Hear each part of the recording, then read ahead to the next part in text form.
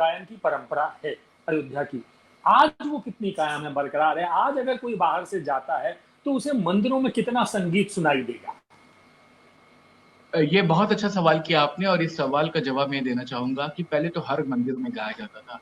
हर मंदिरों की परंपरा थी। आज से करीब 10 वर्ष पूर्व जब मैंने इसकी संगीत परंपरा पर एक किताब संस्कृति विभाग के लिए तैयार की थी, अयोध्या की संगीत परंपरा, ये मैं आपको दिखाना चाहूंगा।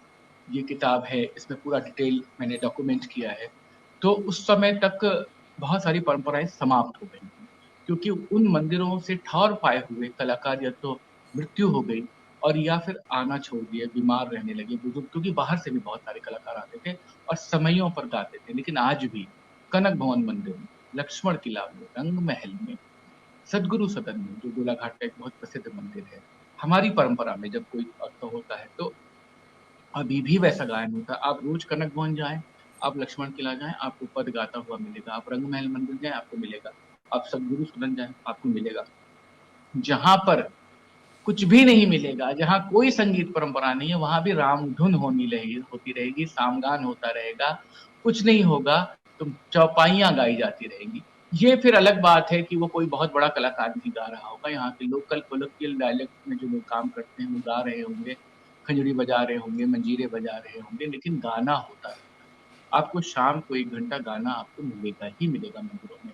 और जब पर्व आएंगे, जब राम जन्म आएगा, जब राम विवाह आएगा, जब रक्षाबंधन का कल पर्व बहुत बड़ा महत्वपूर्ण पर्व अयोध्या में माना जाता है, झूलन का जब मामला होगा, विवाह का जब मामला होगा, जब कार्तिक स्नान का मामला होगा, जब दीपावली का मामला होगा, तो आपको हर मंदिर में कोई ना कोई परंपरा गाई बजाई जाती मिलेगी।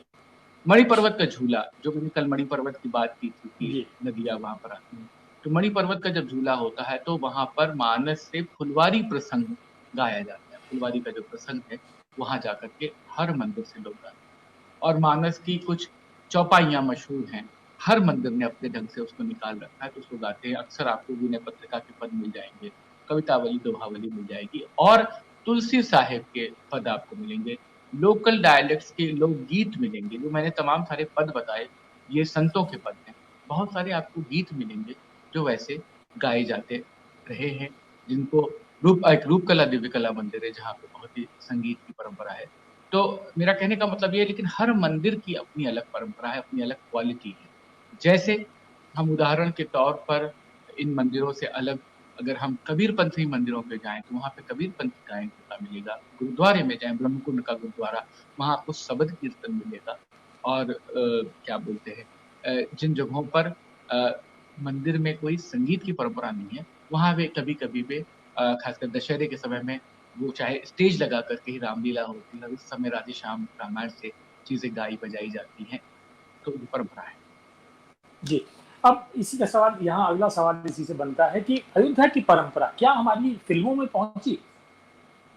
अयोध्या की परंपरा मुझे लगता है कि फिल्मों में नहीं पहुंची, लेकिन अयोध्या की परंपरा के बहुत सारे गीत, दादरे, पूर्वी, फोक ट्यून्स में बनारस में गाए गए, वहां पर गए।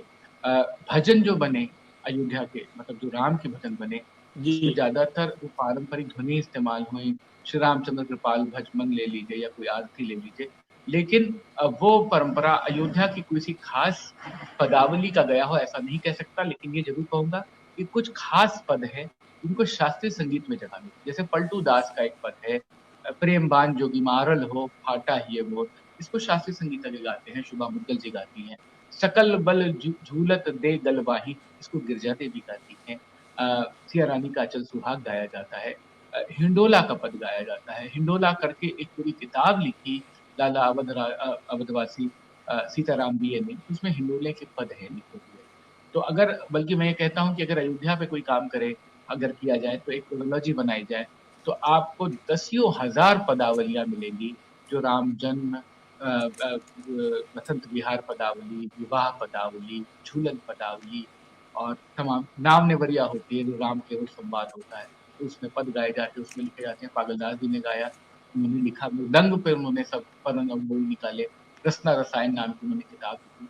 हर मंदिर ने लोकल स्तर पे छोटी छोटी पुस्तिकाएं, किताबें प्रिंट की, उनकी पदावलियां वहां टेक्स्ट बुक की तरह चलती हैं। सिनेमा के लोग जो आए भी, शास्त्रीय संगीत के जो लोग आए भी, जैसे बड़े मंदिरों में जाकर के लोग अपनी अर्चना करते हैं, कनक भवन में बहुत सारे लोगों ने परफॉर्मेंस की। उसमें मालिनी राजूरकर, पंडित राजन साजन मिश्र, पंडित जसराज, बिरजू महाराज, ये सारे लोग परफॉर्म करते हैं। पुरानी परंपरा है। एक कालेराम मंदिर की परंपरा है। कालेराम मंदिर दक्षिण भारतीयों का मंदिर है और वहां पर कहते हैं कि विक्रमादित्य कालीन शिलापट पर राम दरबार उकेरा हुआ है काले पत्थर पर। वहां हर वर्ष रामनवमी के समय 15 दिन का सांगीतिक महोत्सव होता है और महाराष्ट्र से, गुजरात से और दक्षिण भारत से शायद ही कोई बड़ा कलाकार बचा होगा जिसने आकर वहां परफॉर्मेंस ना की हो। पंडित विष्णु दिगंबर पलुस्कर, पंडित भातखंडे जी, तमाम सारे लोग आकर परफॉर्म कर चुके हैं। उनकी सबकी तस्वीरें वहां लगी हुई हैं, उनके कंसर्ट्स की तस्वीरें लगी हुई हैं। तो 100 साल की अगर म्यूजिकल एक पूरी एक म्यूजिकोलॉजी देखी जाए अयोध्या की, उसमें तमाम ऐसे लोग हैं, बड़े बड़े लोग हैं, छुपे हुए उस्ताद हैं जिन्होंने आकर के यहाँ पद गायन किया। रामधुन, रामधुन अपने अपने धुन में मस्त होकर के एक लय पे सीताराम सीताराम गाने की परंपरा वो यहाँ पर चलती रही, स्नान करते हुए चलती रही, दर्शन करते वो हुए धुन चलती किसने रही। बनाई? रामधुन जो है, जो सुनते हैं हम ये और पारंपरिक अक्सर ही हम। ये ये पारंपरिक ही कही जा सकती है संजीव जी, मुझे लगता नहीं। और मैं उस पर कोई अधिकारी विद्वान नहीं हूँ कि मैं उसको एक क्लेम करूँ कि फलां की है या किसी की है। हजारों साल से चलती चली आई, मैं खुद ये बात जानता हूँ क्योंकि हम बचपन से। हम देखते हैं अपने घरों में कोई नहीं, कुछ नहीं लगाता तो सुबह उठ के और रामधुन लगा देता है, वो चलती रहती है। आप मगन हो जी, जाते हैं, अपना काम भी करते रहते हैं और गुनगुनाते रहते हैं हल्के हल्के। बिल्कुल तो बिल्कुल। वही मेरे मन तो में सवाल था कि रामधुन कौन था इसका रचयिता। रामधुन पारंपरिक है और इसकी रचना नहीं बताई जा सकती क्योंकि सबने अपने अपने ढंग से गाया है किया। लेकिन मैं एक बात जरूर बताऊंगा क्योंकि मेरे घर के परिसर से थोड़ी दूर पर हनुमानगढ़ी है जो यहाँ का बहुत बड़ा केंद्र है। ठीक सुबह 4 बजे वहां से भजन, वहां से कोई शब्द, वहां पे से कोई पदावली बजने की आवाज आने लगती है। ये पता लग जाता है अगर आप उठे हुए हैं या उस म्यूजिक से आप उठ जाएं कि मंदिर के कपाट खुल गए। 4 बजे हनुमानगढ़ी पे संगीत होने लगता है। हमेशा से ही होता रहा है और इसकी परंपरा मुझे नहीं लगता है कि कभी भी थोड़ी भी बदली।